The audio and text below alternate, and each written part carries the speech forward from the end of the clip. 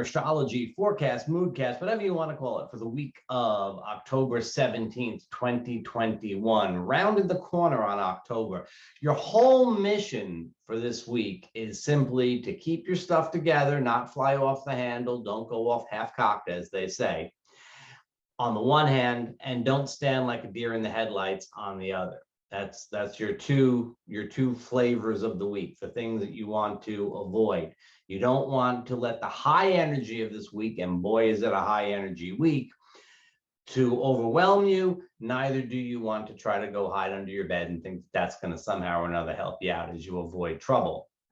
No, we need to actively engage the energy this week. We need to direct it, but we also need to be aware that we may get some very imprecise information, especially early in the week.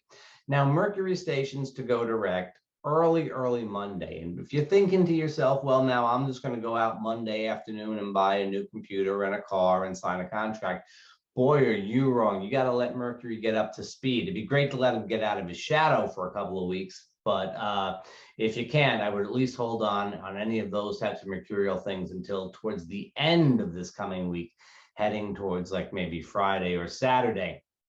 Still, I don't know that I would do it. Mercury retrograde is it's a thing. It's a thing, and it's certainly been a thing this time around.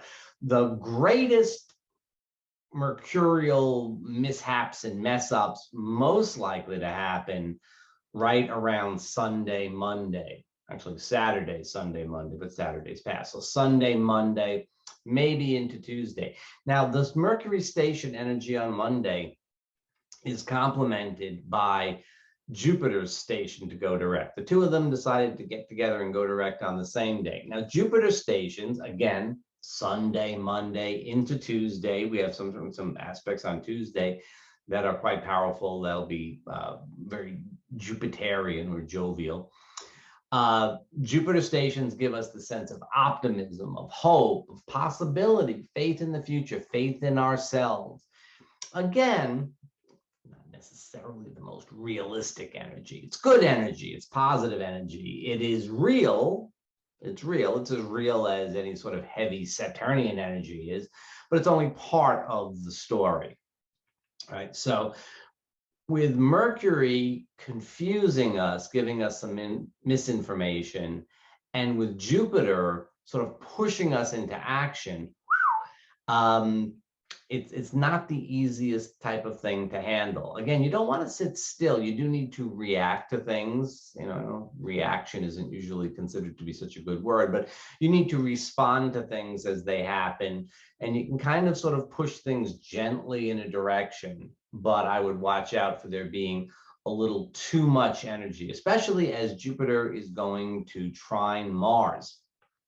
Jupiter giving a big infusion of energy to the warrior planet, especially with Mars out there in Libra, could mean that we see a little bit too much action. I'm afraid with Mars in Libra in this case, and this does not reflect on people who have Mars in Libra in their natal chart, but in this context, I think Mars in Libra could indicate some paperwork snafus. It could indicate a little bit of passive aggression.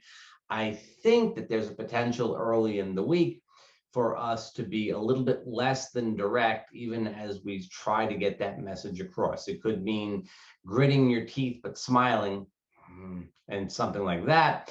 It could mean, you know, being overly sweet about the way you tell somebody to go straight to hell. So that kind of feel, Sunday, Monday, Tuesday, a lot of energy, but we're trying to contain it, but we can't contain it. It sort of pushes out there. Okay, so you get the idea.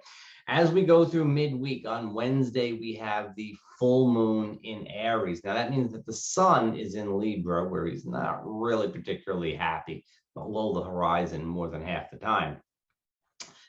So the sun is in Libra, where he's less than happy, and looking out at the moon in Aries, and the sun would be so happy to be in Aries. That's the exaltation of the sun. It's the point where he comes above the horizon most of the time.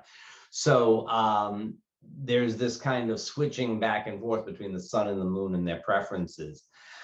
This moon is fairly closely squared to Pluto, And it seems to me to indicate that there could be some power struggles that would be, again, there's this sort of diplomacy that's maybe more, a little bit more of an iron fist and a velvet glove type of thing. It's not necessarily the smoothest, most, most open kind of exchange that we're going to be seeing. It's much more the kind of like, I want to get what I want to get, but I'm not necessarily sure I'm letting you know about it. So the first half of this week, I would pay a lot of attention in work situations, in business situations, anything where you're kind of negotiating with others, where you're kind of trying to work something out. And remember, with Mercury just turning direct, you might be working on misinformation. It could be that you've got things wrong. It could be the other person has things wrong, and you need to go ahead and clarify these things.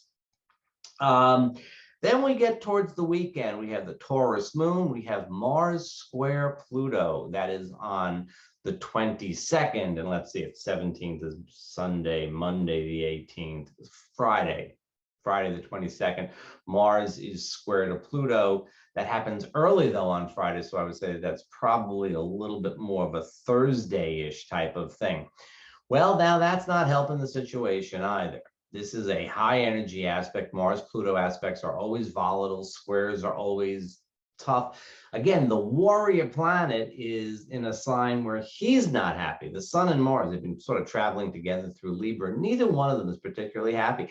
These are fiery planets. They're full of fire and energy. Then they don't like playing by the rules, following decorum, minding manners, which is what is really demanded by Libra.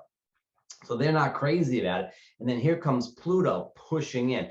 I would look to things like the endless negotiations about the infrastructure bill and in all its iterations, and funding funding the government, extending that debt ceiling and so on. I would look for this stuff to be really tense and people sending out messages that are really, a little bit of duplicity. And of course, this goes on both sides. There's a little bit of the, if not passive aggression, a little bit of the lack of directness, a little bit of bargaining that might be done, with less than great faith. So I see this as being an extension. The seed of this week is Sunday, Monday. Tuesday, Wednesday, Thursday kind of expands it out. It gives you more opportunities to act on whatever you got wrong earlier in the week, or whatever you got right, or whatever. Moving a little bit more forward towards the weekend, we do have a Taurus moon. It is still pretty full. That's really great. And then the moon goes into Gemini. As we head towards Sunday, there's a pretty good feel for things on the weekend. The challenges of the work week behind us, we're likely to have a pretty good weekend coming up there in the end of October. I'll be speaking at New York's NCGR New York City conference, and so if you're part of that, I go early on Saturday. That's noon on Saturday, Eastern time. You can check that out. Also, I wanted to give a plug for this book, The Spiritual Dimension of the Beatles, by my friend and colleague, Eric Meyers. This is a tremendous book. And if you are a Beatle fan, it's a tremendous book. And it's written in 2 sections. It's about the astrology of the Beatles, but the interesting thing is that the first half of it is astrology light, so that anybody can read it, and the second half of it goes into more depth. You'd be blown away by the things that are found in here. It's an interesting read. If you're a Beatle fan, you just like reading it, and if you know a little astrology, you'd be astounded by it. And since Mercury is going direct on Monday, sometime around Wednesday or so, you can go order the book without worrying about it. Don't forget to stop by the Medium channel to see what Adam Bernstein has had to say about things. And don't forget to come back here next week. Like and subscribe. Stop by ArmandDiaz.com. You know, you might be able to get yourself a consultation. We'll talk personally. It'll be good. I'm just saying. Maybe next week, right? Yeah, maybe next week.